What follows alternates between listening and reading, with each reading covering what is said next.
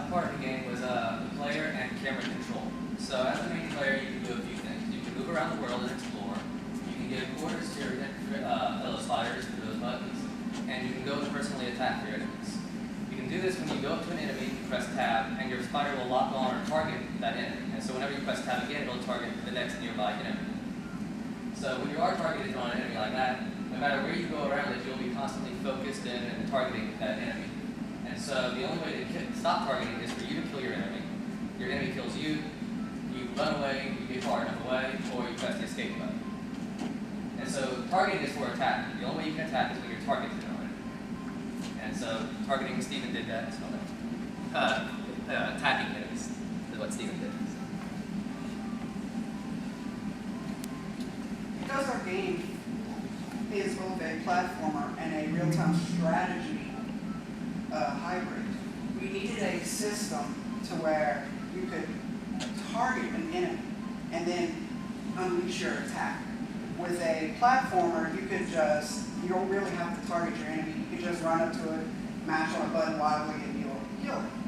With a real-time strategy, you would actually click on them, tell them to engage an enemy, and they would go out and engage it.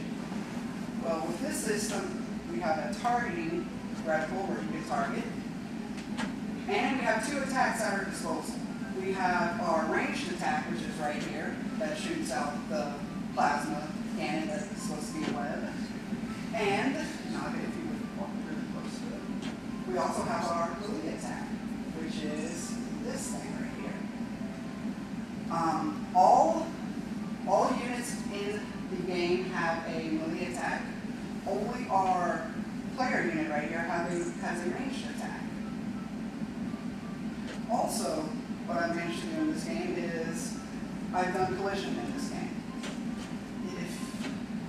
If you would go to any of these objects in the world, they will stop you, such as the fences right here, all of the toys that exist around the world. Also, if we would manage to get to the sandbox, you will notice that we have holes in the sandbox in 3 different areas.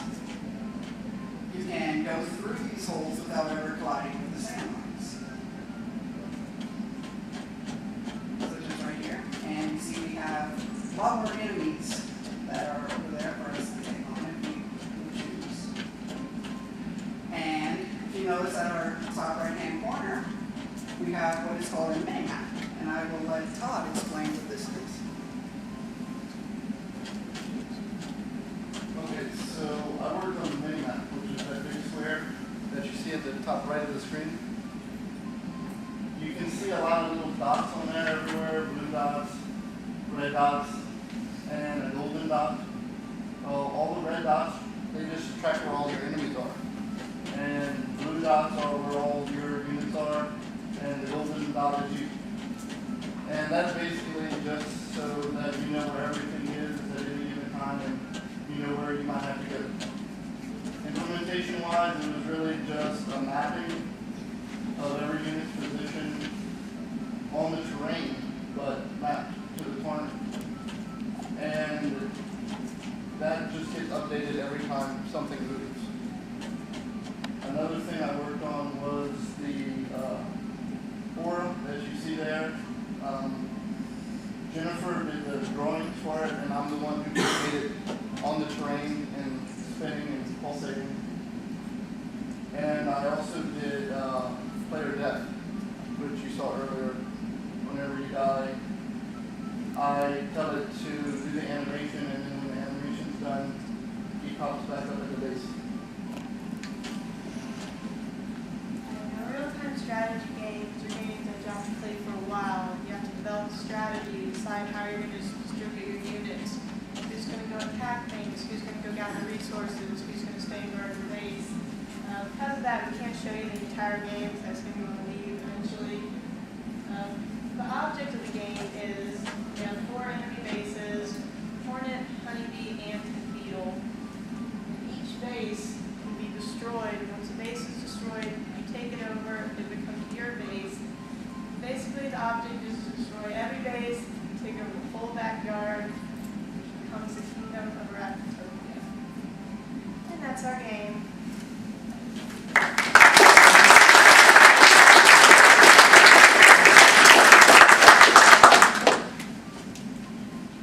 Wait a second. We're also having a nuclear explosion. Alright, that's it. Okay. Let's see. I was making some notes, some stuff I want to make sure that I mentioned. For those out there who are computer scientists, I think there are quite a few, you kind of know what goes into this. For those who aren't, this is an enormous amount of work. I mean, very little that you see in either of these games just happens automatically. People have to design these things, they have to put them in the game, they have to write the code that makes them work and interact. It's an enormous amount of work. It also brings together virtually every topic that we teach them in computer science. And that's what this is. It's another course in a computer science degree. I mean, the gaming is fun. It's kind of an open-ended application, full of imagination, but it's still a computer science application with, and I want to make sure I mention this, with the art and music added to it. I mean, the bulk of what you see is just yards and yards of code, but it wouldn't be very exciting if you didn't have the graphics to go with it, and the music to go with it, and the story to go with it, to make it a more captivating and visual experience. So that's really important. I'm making sure I don't miss anything. By definition, these are incomplete games. Anybody who's familiar with the design and development of video games knows that these things can take years and enormous amounts of people over a long period of time. And they did it all with 8 or 9 programmers and shared artists and musicians in 16 weeks. I think it's an amazing achievement.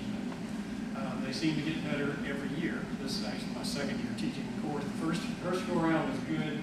This one is better, and I'm not sure why that is. I'm not claiming any credit. I don't know, but it just happens that way. So this is good. There's every possibility, every likelihood, now that we are having students do senior projects, that these games will continue to be developed and carried to I wouldn't say a marketable state. I don't know if we could even market something, but to a complete state. And I think that's pretty exciting too. We always work in chunks, and when the chunk is over, everybody disperses, but now we may be able to prevent that, keep groups together, at least part of groups together long enough to carry these games to the next level.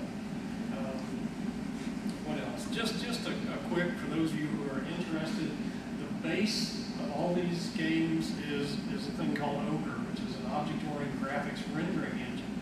It's not a game engine. That's why they were talking about networking add-ons, and we didn't have the physics in this one, we have physics add-ons. Basically, if anything else you want to do other than just render the graphics, and Ogre is very good at that, but anything else you want to do, you have to go out and find add-ons and get them integrated into the system and make them work. And that's probably our biggest headache. So why do we stay with Ogre? Because it's open source. It's really nice to have a lot of this stuff that is open source so students can take it home and work on it. We use Subversion as a version and control system, so you can have all these different versions of it going at the same time, and it doesn't get confused and mixed up. What else do I want to say?